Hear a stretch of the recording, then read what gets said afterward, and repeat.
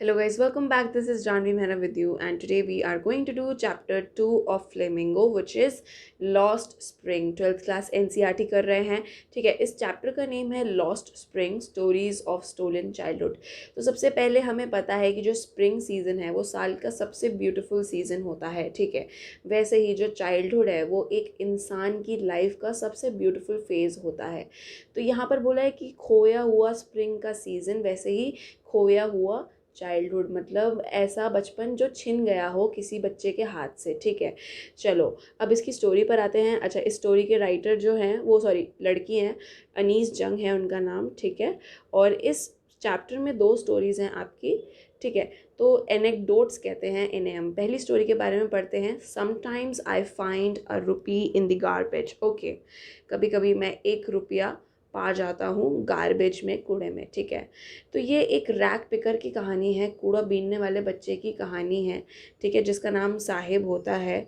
और जो लेखक है इस चैप्टर की, जो ऑथर है, ठीक है, वो साहिब से पूछती हैं. वो साहिब साहिब से ये पूछती है कि तुम ये क्यों काम करते हो, कूड़ा बीनने का तुम काम क्यों करते हो. तो साहिब रिप्लाई में कहता है कि मेरे पास और कुछ करने के लिए है ही नहीं. तो राइटर उसे कहती है कि तुम स्कूल जाओ. तो फिर वो कहता है कि मेरे नेबरहुड में, मतलब मेरे आसपास घर के कोई भी स्कूल भी नहीं है. जब वो कोई स्कूल बनाएंगे तो मैं ज़रूर जाऊंगा उस स्कूल में. ठीक है, तो ये जो साहिब है, साहिब और उसकी फैमिली जो है ये रेफ्यूजी है, और ये ढाका एक जगह है बांग्लादेश में, वहाँ से छोड़ छाड़ कर इंडिया आ गए थे एज रेफ्यूजीज़. क्योंकि वहाँ पर क्या हुआ था कि ये लोग पहले खेती का काम करते थे, खेती बाड़ी करते थे, और वहाँ पे इतनी ज़ोर से तूफ़ान आया कि उनकी सारी जो ज़मीन थी वो बंजर हो गई. उस ज़मीन का अब कोई यूज़ नहीं था. तो उन्होंने सोचा कि अब हम अपनी ज़मीन सब छोड़ छाड़ के दूसरे देश चलेंगे और वहाँ पर कोई नौकरी करेंगे. तो यहाँ पर उन्हें कोई नौकरी नहीं मिली, तो उन्होंने कूड़ा बीनने का काम स्टार्ट कर दिया. ओके, सो तो राइटर अब उसके जवाब में कहती है, जब उसने कहा कि हाँ जब वो एक स्कूल बनाएंगे तो मैं ज़रूर जाऊँगा स्कूल में, तो राइटर कहती है कि अगर मैं एक स्कूल चालू करती तो तुम क्या आओगे उस स्कूल में. तो वो कहता है कि हाँ ज़रूर, क्यों नहीं आऊँगा. चलो, अब कुछ दिन बाद राइटर को फिर से वो साहिब मिलता है. तो साहिब उससे पूछता है ज़ोर से कि क्या तुम्हारा अब स्कूल बन गया है. तो फिर राइटर कहती है कि नहीं नहीं, अभी टाइम लगता है, एक स्कूल बनाने में बहुत टाइम लगता है. और वो थोड़ी एम्बैरस सी हो जाती है कि यार क्यों मैंने ये प्रॉमिस कर दिया एक छोटे से बच्चे से.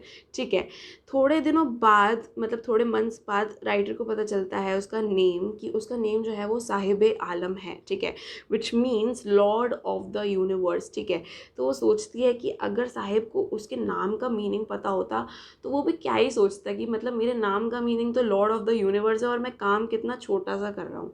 ठीक है, कितना शर्म वाला काम कर रहा हूँ. But then it's okay. ठीक है, वो उसका लाइवलीहुड है, वो सर्वाइवल करने के लिए वो सब काम कर रहे हैं, तो उसके लिए वो काम छोटा नहीं है. ठीक है, तो वो कह रही है कि उसकी कॉलोनी में जो ये लड़के हैं कूड़ा बीनने वाले, ये मोस्टली जो है नंगे पैर घूमते हैं. ठीक है, नंगे पैर घूमते हैं, सुबह सुबह निकलते हैं और दोपहर में कहीं मतलब छुप जाते हैं, जैसे अपने घरों में चले जाते हैं जब धूप आ रही होती है, बर्ड्स की तरह. ठीक है, और फिर शाम को निकलते हैं. तो फिर एक दिन वो उससे पूछती है साहिब से कि तुमने चप्पलें क्यों नहीं पहनी हैं. तो फिर साहिब कहता है कि मेरी मम्मी ने मुझे दिलाई नहीं है, वो लेकर नहीं आई. और फिर साहिब के साथ एक और बच्चा होता है, वो कहता है कि अगर उसकी मम्मी ले भी आती ना चप्पल तो भी वो फेंक देता और उन्हें पहनता नहीं. तो यहाँ पर जो ऑथर है वो यही कह रही थी कि जो यहाँ पर बच्चे हैं, यहाँ पर एक रिवाज सा है नंगे पैर घूमने का. मतलब यहाँ पर बच्चों को पसंद है नंगे पैर घूमना, चप्पल चप्पल वप्पल पहनना यहाँ पर किसी को कुछ पसंद नहीं है. ठीक है, और इट्स अ ट्रेडिशन या. चलो, तो यहाँ पर देखो ये साहिब है, ये बच्चे हैं, और बहुत ही मतलब टैटर्स में ये घूम रहे हैं. ठीक है, नंगे पैर घूम रहे हैं. चलो, अच्छा, अब यहाँ पर जब चप्पलों की बात आती है तो एक स्टोरी याद आ जाती है उसको उडीपी से. तो एक राइटर जो है वो ट्रैवल कर रही होती है, उडीपी जगह होती है एक नाम की. ठीक है, वहाँ पर उनको एक जो प्रीस्ट है वो एक कहानी सुनाता है चप्पलों से रिलेटेड, कि एक लड़का हुआ करता था, उसके पापा पादरी थे. ठीक है, मंदिर में एज इन पंडित जी थे, और वो डेली मंदिर जाकर पूजा करता था कि हे भगवान मेरे को एक जोड़ी जूते दिला दो. फिर वही सब जो कहानी उसको, मतलब वो ऐसे याद आ जाती है. ठीक है, वो उसको जस्ट ऐसे नॉस्टैल्जिया हो जाता है कि अच्छा वो जूतों वाली कहानी मुझे एक पंडित जी ने सुनाई थी. ठीक है, चलो अब ये इसके बारे में बताते हैं कि जो साहिब है ये एक जगह पे रहता है, दिल्ली के पास में है सीमापुरी, ठीक है, on the periphery of Delhi, ठीक है। तो सीमापुरी नाम की जगह है। पहले सीमापुरी जो थी पूरा जंगल हुआ करता था, ठीक है। और साहिब और उसकी फैमिली जो है वो यहीं पर रहते हैं सीमापुरी में। पहले ये लोग आए थे बांग्लादेश से 1971 में, मतलब बांग्लादेश छोड़कर इंडिया आए थे 1971 में, ठीक है। अब यहाँ पर सीमापुरी का इतना बुरा हाल है कि यहाँ पर जो मतलब घर बने हैं मिट्टी के बने हैं, और जो उस पे जो छतें हैं वो टीन की पड़ी हुई हैं, ठीक है। टारपोलिन जो होता है वो जो होती है ना प्लास्टिक की शीट से ऐसे छत ढकी हुई है। और डिवॉइड ऑफ सीवेज, मतलब सीवेज का कोई नामो निशान नहीं है, कहीं भी ड्रेनेज प्रॉपर नहीं है, कहीं भी कुछ भी पानी गंदा बह रहा है, नालियाँ हैं, कूड़ा पड़ा है, ठीक है। और पीने का पानी अच्छा नहीं है, ठीक है। तो यहाँ पे इतनी सारी प्रॉब्लम है। और यहाँ पर अराउंड 10,000 रैग पिकर्स जो हैं वो रहते हैं, कूड़ा बीनने वाले 10,000 लोग यहाँ पर ऐसे ही रहते हैं। 30 साल से ये बसावट है सीमापुरी की, ठीक है। और इन लोगों के पास देखो कोई आधार कार्ड नहीं है, इनके पास कोई वोटर आईडी कार्ड नहीं है, बस इनके पास एक राशन कार्ड है। राशन कार्ड वही होता है जिस कार्ड के थ्रू आपको जो है गवर्नमेंट के द्वारा आपको हर महीने का राशन मिलता है। जो पीडीएस शॉप्स होती है ना, पब्लिक डिस्ट्रीब्यूशन वाली शॉप्स होती हैं, वहाँ पर वो जाके अपने राशन कार्ड से खाने के लिए दाल चावल वगैरह वो ले लेते हैं। तो इनके लिए देखो इतना ये इम्पोर्टेंट है कि आइडेंटिटी हो ना हो, वोटर आईडी हो ना हो, आधार कार्ड हो ना हो, किसी देश के सिटीज़न कहलाएं ना कहलाएं, बट इनके लिए राशन कार्ड बहुत इम्पोर्टेंट है, क्योंकि इन्हें अपना पेट भर के सोना होता है। या if at the end of the day we can feed our families and go to bed without an aching stomach, we would rather live here than in fields that gave us no grain। वो यही कह रही है, वहाँ की औरतें भी यही कह रही है कि इस जगह पर ये है कि अगर हम कूड़ा बीन कर अपनी फैमिली का पूरा पालन पोषण कर पा रहे हैं, खा पी कर सो पा रहे हैं, तो ये जगह अच्छी है उस जगह से, ढाका से, जहाँ पर जो उनके पास बंजर ज़मीन से उन्हें 1 रुपया की कमाई नहीं हो रही थी, और बेचारे वहाँ भूखे मर रहे थे सब लोग, ये लोग, ठीक है। तो यहाँ पे सीमापुरी के बारे में बता रहे हैं कि जो बच्चे हैं वो टेंट में रहते हैं, ठीक है, अपना सर्वाइवल करते हैं टेंट में। और कह रही है कि garbage to them is gold, मतलब जो कूड़ा है बच्चों के लिए वो गोल्ड के समान है, ठीक है। तो वही I sometimes find a rupee even a 10 rupee note, वही साहिब कह रहा है कि कभी कभी मुझे 1 रुपये का सिक्का मिलता है, कभी कभी मुझे 10 रुपये का नोट भी मिल जाता है इस गार्बेज के अंदर। और जब वो यही कह रहा है कि कभी कभी जब तुम्हें इतने पैसे मिल जाते हैं तो मन करता है कि हाँ मैं और ढूंढूं। स्क्राउंजिंग का मतलब होता है सर्चिंग, कि मैं और ढूंढूं और हार ना मानूं, और कूड़े में बीनता रहूँ, चीज़ें निकालता रहूँ, और काम काम की चीज़ें मैं अपने पास रखता रहूँ। For the children it is wrapped in wonder, for elder it is the means of survival. वही for children it is gold, because यहाँ पे वंडर से भरी है कि कब पता नहीं कूड़े में से ऐसा क्या ऐसी यूज़फुल या कीमती चीज़ निकला है बच्चों के लिए।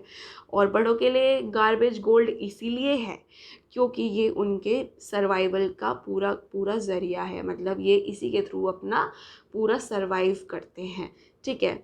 एक सर्दी की सुबह वो साहिब को देखती है, ठीक है, फिर से ऑथर जो है वो देखती है, खड़ा होता है अपने नेबरहुड में ही खड़ा होता है, टेनिस का गेम देख रहा होता है, 2 लोग खेल रहे होते हैं। और वहाँ पर क्या है कि साहिब जो है उसने भी टेनिस के जूते पहने हुए हैं, ठीक है, और उसने क्या कहते हैं शर्ट और शॉर्ट्स भी पहने हुए हैं। वो थोड़ा अलग अलग सा लग रहा होता है पहले के बजाय, ठीक है। और वो सोचती है कि अच्छा अब ये ऐसे इतना अलग क्यों लग रहा है। तो उसने जो जूते वो पहने होते हैं वो यही सोचती है कि हाँ ये किसी अमीर बच्चे के मतलब डिस्कार्ड करे हुए फेंके हुए जूते हैं जो इसने पहने हुए हैं, ठीक है। और फिर वो उसे पता चलता है कि टी स्टॉल पर एक काम करता है, टी स्टॉल जहाँ पर वो चाय की टपरी होती है वहाँ पर वो चाय मतलब वहाँ पर काम करता है। और उसके हाथ में एक स्टील का कनिस्टर होता है जिसमें वो दूध वूध वगैरह लेने जा रहा होगा, ठीक है। तो उसके हाथ में वो सब होता है, ठीक है। और वहाँ फिर उसको पता चलता है, साहिब बताता है कि I am paid 800 rupees in all my meals, मतलब ये जो उसकी नई नौकरी लगी है चाय की टपरी पर, यहाँ पर उसे 3 टाइम का खाना मिलता है डेली, और 800 रुपये इसको मिलते हैं एज पगार। अब उसके फेस पे से जो है वो केयरलेस वाला, वो केयर फ्री लुक भी जो है वो खो चुका होता है, ठीक है। अब उसके थोड़े हाथों में जिम्मेदारी आ गई होती है, ठीक है, साहिब के। और जो स्टील कनिस्तर होता है वो भी भारी होता है, उसका बोझ उसने ढोया हुआ होता है, ठीक है, उसके कंधों पर। और the canister belongs to the man who owns the tea shop, sahib is no longer his own master. देखो, अब साहिब जो है वो अपनी मर्जी का मालिक नहीं होता है, ऐसा ऑथर कहती हैं। और वो जो कैनिस्टर होता है वो टी शॉप के, हाँ, ओनर का होता है। और अब वो उनके लिए काम करता है, टी स्टॉल के लिए काम करता है, ना कि वो अपने लिए काम करता है। अब नेक्स्ट स्टोरी पर आते हैं, तो ये स्टोरी है I want to drive a car, ठीक है। तो मुकेश एक नाम का लड़का होता है, वो भी अपने खुद की मर्जी का मालिक बनना चाहता है। I will be a motor mechanic, वो एक मोटर मैकेनिक बनना चाहता है। तो मुकेश जो है वो आता है फिरोज़ाबाद के टाउन से। तो फिरोज़ाबाद एक जगह है जो कि बहुत फेमस है बैंगल्स बनाने के लिए, ठीक है। बैंगल्स की वहाँ पर क्या कहते हैं, मैन्युफैक्चरिंग होती है, मतलब हैंडमेड ही वर्क है पूरा, कि वहाँ पर लोग जो है वो, हाँ, क्या कहते हैं, बैंगल्स को बनाते हैं। तो फिरोज़ाबाद यूपी में एक छोटा सा टाउन है, बहुत फेमस है। पूरे इंडिया की जो बैंगल्स हैं, मोस्टली जो पूरा बड़ा जो चंक है बैंगल्स की सप्लाई का, वो फिरोज़ाबाद से आता है। तो वहाँ पर हर एक फैमिली, हर एक घर में आपको चूड़ियाँ बनती हुई दिखाई देंगी, ठीक है। तो वहाँ पर लोगों के घरों में फर्नेस होते हैं, वो ग्लास वेल्ड कर रहे होते हैं, ठीक है। ग्लास को गर्म करके, कांच को गर्म करके, उसको मोड़ के उससे चूड़ियाँ बनाते हैं। औरतें भी इसी काम में लगी हैं, ठीक है। लेकिन ये जो काम है ये इतना ज़्यादा क्या कहते हैं रिस्की है बच्चों के लिए, यहाँ पर बच्चे भी इसी काम में लगे होते हैं, ठीक है। Children like him work in the glass furnaces with high temperatures in dingy cells without air and light. इतने हाई टेम्परेचर में इन्हें काम करना पड़ता है फर्नेस के आगे, ठीक है। और ये जो इनकी छोटी छोटी जगह हैं जहाँ पर ये बैंगल्स बनाते हैं, वहाँ पर कोई हवा की सप्लाई नहीं है, एयर की सप्लाई नहीं है, लाइट की सप्लाई नहीं है। बच्चे लगे हुए हैं, छोटे छोटे 20,000 बच्चे इस काम में लगे हुए हैं, जो कि इलीगल है। दिस इज़ चाइल्ड लेबर, ठीक है। बच्चों को इतना रिस्की काम नहीं करना चाहिए according to Indian laws, but फिर भी इनका बिजनेस यही है, इनकी फैमिलीज यही करते हैं, इनके मम्मी पापा, दादा दादी, परदादा सब यही करते हुए आए हैं, तो बच्चे भी अब यही काम करते हैं। तो ये जो फिरोज़ाबाद है, देखो इसकी भी हालत कुछ बहुत अच्छी नहीं है, ठीक है। यहाँ पर भी जो गलियाँ हैं बहुत ही बदबूदार गलियाँ हैं, कूड़ा इधर उधर साइड में वो में पड़ा हुआ है, ठीक है। और जो घर हैं वो भी टूटे फूटे से हैं, दरवाजे भी ठीक नहीं हैं घरों के, ठीक है। घरों में कोई खिड़कियाँ नहीं है, प्रॉपर वेंटिलेशन नहीं है, ड्रेनेज नहीं है, सीवेज का प्रॉपर सिस्टम नहीं है, ठीक है। और बहुत ज़्यादा लोग भरे हुए हैं इस जगह में, ठीक है। लोग और जानवर साथ साथ रहते हैं इस जगह में। तो वो एक घर में जाती है, ठीक है, घर जाती है, वो मुकेश के घर जाती है, जहाँ पर मुकेश रहता है, उसका भाई रहता है, उसके पापा रहते हैं, और उसकी भाभी रहती है, मुकेश की भाभी रहती हैं, ठीक है। तो उसकी जो भाभी हैं वो पूरा घर मतलब संभालती हैं, खाना वाना बनाना, कपड़े धोना, मतलब जो 3 आदमी हैं उसके हस्बैंड, जो भाभी के मतलब मुकेश का जो भाई है, मुकेश का ध्यान रखना, और मुकेश के जो पापा हैं मतलब अपने ससुर जी का ध्यान जो है उसकी भाभी रखती हैं, ठीक है। अब यहाँ पर क्या है कि यहाँ पर ये कस्टम जो बिल्कुल पुराने ज़माने का, कि जो बहू है वो हमेशा घूंघट में रहेगी और सारे घर की जो है काम काज वो संभालेगी, ठीक है। सो यहाँ पर बताया है कि मुकेश के पापा पहले वो एक टेलर थे, फिर उन्होंने चूड़ी का काम किया, लेकिन ये सब काम करते करते भी वो कभी घर को ठीक नहीं करवा पाए, जो उनका टूटा फूटा घर है, ना ही अपने दोनों लड़कों को वो स्कूल भेज पाए, ठीक है। और बस उन्होंने ये सिखा दिया अपने बच्चों को कि चूड़ियाँ कैसे बनती हैं, ठीक है। तो इट इज़ हिज करम, his destiny, says Mukesh grand mother, Mukesh की जो दादी हैं, ठीक है। अब मुकेश की दादी भी रहती होंगी उसके साथ, ठीक है, जो कि जिन्होंने अपने हस्बैंड मतलब मुकेश के दादाजी को देखा था, जो कि अंधे हो गए थे यही काम करते करते, चूड़ियों का काम करते करते। तो उन्होंने कहा कि ये हमारा कर्म है, यही हमारी किस्मत है, देखो चूड़ियाँ बनाने वाले घरों में हम पैदा हुए हैं, यही काम हम मरते दम तक करेंगे, और यही हमारी पूरी किस्मत है, ठीक है। तो born in this caste of वही bangle makers, they have seen nothing but bangles, वही इनकी कास्ट ही वही है, ठीक है। तो और इन्होंने उस चीज़ को ये एक्सेप्ट भी कर चुके हैं मन ही मन में अपने। अच्छा, अब ये जो टाउन है यहाँ पर बहुत सुंदर सुंदर चूड़ियाँ बनती हैं, ठीक है।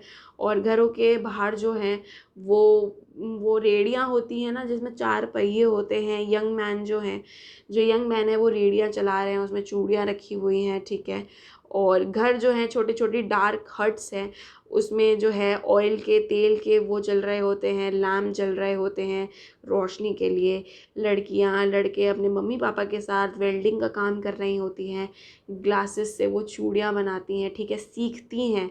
और इतनी ज़्यादा अब उनको आदत पड़ चुकी है अंधेरे में रहने की, क्योंकि सारा पूरे दिन का काम ही उनका अंधेरे में रहकर फर्नेस के सामने बैठकर चूड़ियाँ वेल्ड करने का होता है, कि उनकी जो आइज़ है वो एडजस्ट हो चुकी है अब अंधेरे से ज़्यादा।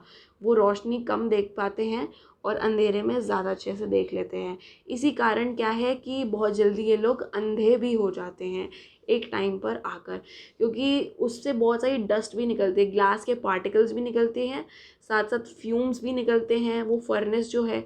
और लाइट मतलब अंधेरे में काम करने की वजह से ये लोग ब्लाइंड हो जाते हैं हमेशा के लिए। तो यहाँ पर एक लड़की की बात करिए, सविता, ठीक है, जो कि पिंक ड्रेस में होती है, बैठी होती है। और जब सविता भी वही चूड़ियाँ बनाने का काम कर रही होती है, बिल्कुल मशीन की तरह काम कर रही होती है, उसको इतनी अच्छी ट्रेनिंग मिली होती है अपने मम्मी पापा से। तो उसको देखकर जो है वो ऑथर जो है सोचती हैं कि अभी तो ये अभी काम कर रही है, लेकिन इसे ये नहीं पता कि चूड़ियों का कितना महत्व होता है एक लड़की या एक औरत के जीवन में। जब उसकी शादी हो जाती है तो उसके सुहाग की निशानी बन जाती हैं बैंगल्स, ठीक है। और एक दिन ऐसा भी आएगा जब उसे भी ये सारी पूरी बैंगल्स पहननी पड़ेगी और मेहंदी हैना लगानी पड़ेगी, राइट, और उसे रेड कलर के कपड़े पहनने पड़ेंगे। तो ऑथर जो है वो यही सब सोच रही होती है। अच्छा, अब जो है वही ओल्ड वुमेन जो होती है, सविता के आसपास एक ओल्ड लेडी भी बैठी होती है। तो वो ये कहती है कि हाँ, हमने एक टाइम का ढंग से खाना भी नहीं खाया है कभी। और वो कहती है कि मतलब एक वक्त शेर भर खाना भी नहीं खाया, दिस इज़ इन हिंदी, ठीक है। और her husband and old man with flowing beard says I know nothing except bangles. मतलब इतनी गरीबी है इस काम में भी कि इन लोगों को बैंगल्स बनाने के अलावा कुछ आता भी नहीं है, और ये लोग अपनी मतलब ठीक से पेट भी नहीं भर पाते, अपना सर्वाइवल भी नहीं कर पाते हैं, ठीक है। So this is about Savita, ठीक है। और little has moved with time, it seemed in Firozabad years of mind numbing toil have killed all initiative and ability to dream। वो यही सोच रही हैं कि इतने सालों से सेम काम चला आ रहा है, कोई इनोवेशन नहीं है, ठीक है, कोई डेवलपमेंट नहीं है लोगों के दिमाग में, लोगों के काम में, ठीक है।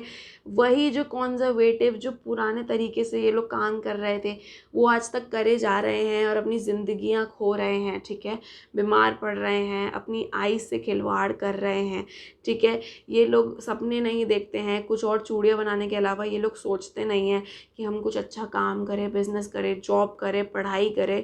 इन लोगों के दिमाग से ये सब चीज़ें जो हैं वो दूर कहीं जा चुकी हैं, ठीक है।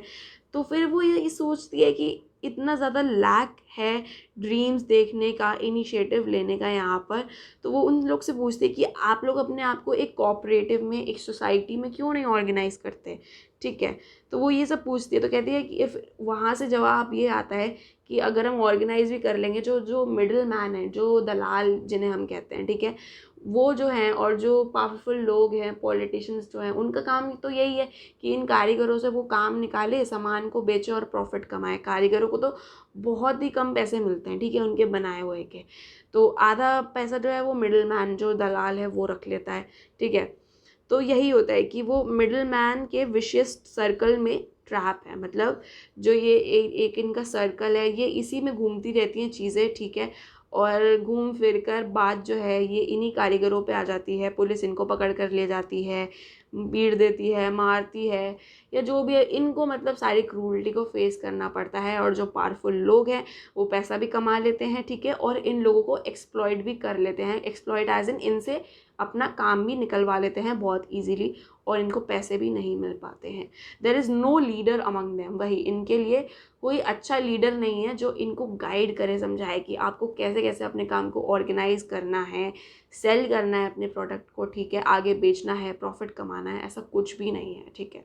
और स्पाइरल, वही ना, एक वही पूरा चक्कर जो है वो घूमता रहता है हमेशा पॉवर्टी का। फिर जो जो लालची जो दलाल हैं, जो बड़े बड़े पावरफुल लोग हैं, वो अपने लालच के चक्कर में क्या कहते हैं पैसे कमा लेते हैं और इनको कुछ खास मिलता नहीं है, ठीक है। इनके साथ बहुत ज़्यादा ज़्यादती हो रही है, बहुत ज़्यादा इनजस्टिस हो रहा है।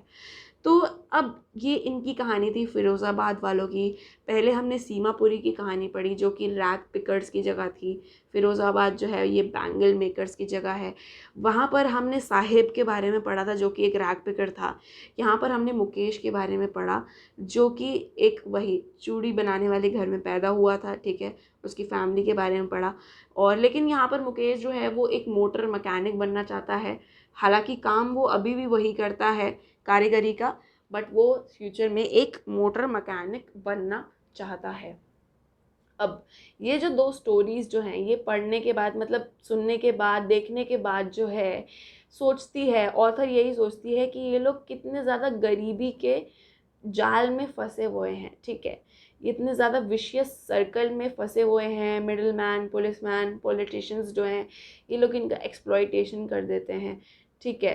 To do anything else would mean to dare, when I sense a flash of it in Mukesh I am cheered. फिर ये उसके बारे में कहती है कि अब इन दोनों कहानियों से उसे इन सब गरीबी के बारे में पता चलता है, बच्चों की जो बेसिकली इन दोनों जगहों में बच्चे बहुत ज़्यादा इन्वॉल्व है, जो चाइल्ड लेबर है बहुत ही ज़्यादा इन्वॉल्व है इन दोनों जगहों में, ठीक है। जो कि नहीं होना चाहिए क्योंकि बच्चों की उम्र जो होती है वो खेलने कूदने की होती है, पढ़ने की होती है, सीखने की, कुछ नया करने की, सपना देखने की होती है, जो कि वो नहीं कर रहे हैं, ठीक है। उनके छोटे छोटे कंधों पे बहुत सारा बोझ है, रिस्पॉन्सिबिलिटीज़ है, पैसा कमाने का भूत सवार है कि मतलब 2 वक्त का खाना भी मिल जाए, थोड़े पैसे मिल जाए, तो वो ये सब करते हैं, ठीक है। फिर वो कहती है कि जब मैं मुकेश को देखती हूँ तो हाँ कभी कभी ऐसा लगता है कि शायद वो एक सपना देखता है मोटर मैकेनिक बनने का। और वो उससे फिर से पूछती है कि तुम्हारे मतलब मुकेश उन्हें बताता है कि मेरे घर से जो जो गैराज है वो थोड़ा दूर है जहाँ पर क्या कहते हैं गाड़ियों वाड़ियों की रिपेयर होती है। तो फिर पूछती हैं उससे ऑथर कि तुम कैसे जाओगे, तो मुकेश कहता है कि मैं चल के चला जाऊँगा। तो फिर वो देखते हैं कि हाँ मुकेश शायद ड्रीम रखने की क्या कहते हैं हिम्मत, ड्रीम देखने की हिम्मत रखता है। और वो उससे ये भी पूछते हैं कि क्या तुम कभी ये सोचते हो कि तुम एक प्लेन भी उड़ा सकते हो, कभी तुमने ऐसा सपना देखा है। तो वो उस चीज़ का कोई रिप्लाई नहीं करता क्योंकि उसके लिए बहुत बड़ी चीज़ है, उसके लिए एक गाड़ी को चलाना भी बहुत बड़ी चीज़ है, ठीक है। तो यही उसके जवाब में वो आंसर कहता है कि नहीं, बट हाँ मतलब मैंने फ़िरोज़ाबाद से देखे हैं ऊपर उड़ते हुए आसमान में बहुत सारे प्लेन भी यहाँ से गुजरते हैं। तो ये तो कहानी थी मुकेश की। ऊपर हमने साहिब की कहानी के बारे में पढ़ा, ठीक है, few planes fly over Firozabad. तो 2 कहानियाँ हैं, लॉस्ट चाइल्डहुड के बारे में, लॉस्ट स्प्रिंग के बारे में, चाइल्ड लेबर के बारे में कहानी है, पॉवर्टी के बारे में कहानी है, ठीक है, हेल्पलेसनेस के बारे में कहानी है। So guys I hope you like this video और आपको चैप्टर भी शायद समझ आ गया हो अच्छे से। अगर अच्छे से समझ आया तो प्लीज़ वीडियो को लाइक करना, मेरे चैनल को सब्सक्राइब भी कर देना और मिलते हैं हमारे नेक्स्ट वीडियो में। तब तक के लिए bye bye, take care, love you.